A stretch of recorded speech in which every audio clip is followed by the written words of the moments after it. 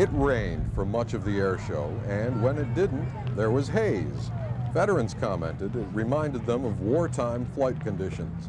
But even the weather couldn't stop this from being a fabulous 2 days. You see, you've got to have an attitude. Geneseo has it, and the atmosphere makes the air show. Look here. You're talking about the Stearman bill of around $50,000.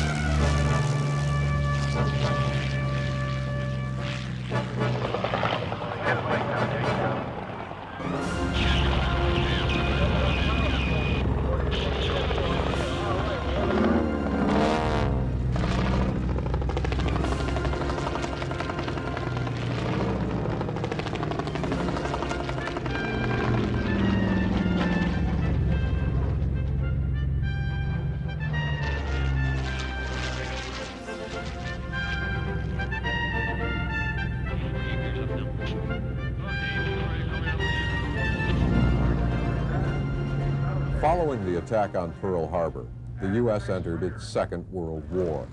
On December 8, 1941, a declaration of war was issued against Japan, and 3 days later, against Germany and Italy. Once again, young men from our 50 states would be pressed into service in defense of country in the fight for freedom.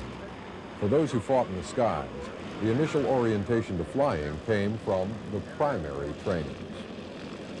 It took the boys right off the street and introduced them to aviation itself.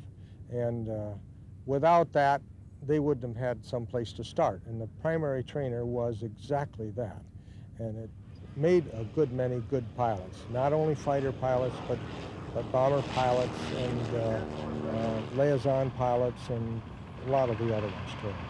To meet the demands of the wartime effort, the number of pilots who completed training increased from 8,000 in 1941 to almost 300,000 in 1944.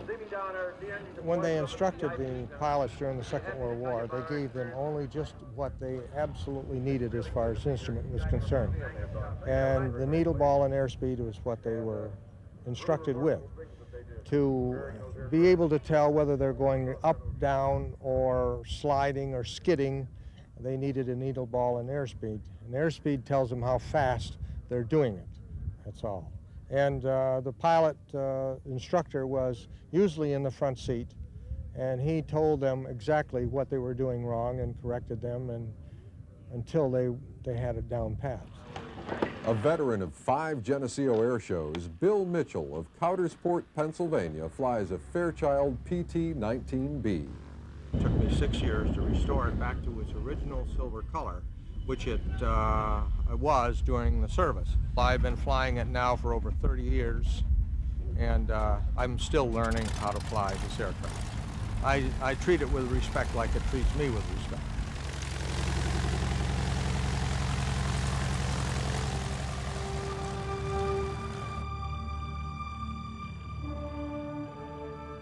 Between World Wars I and II, Boeing-Stearman designed a biplane that bears his name to this day.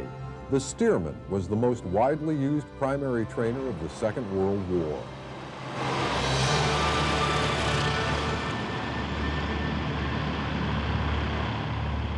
Stearman was the last biplane type that the military used in any quantity at all. Carlisle, Pennsylvania.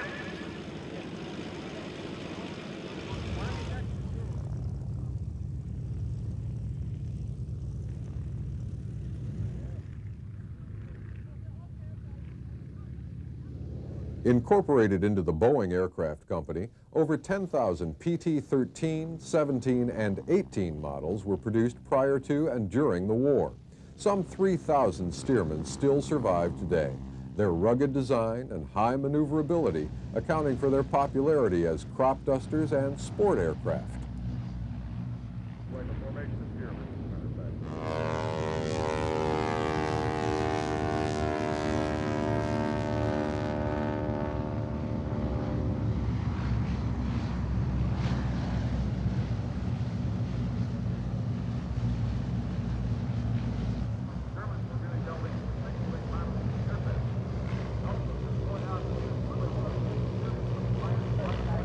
Stearman Flight A, ready, break right now.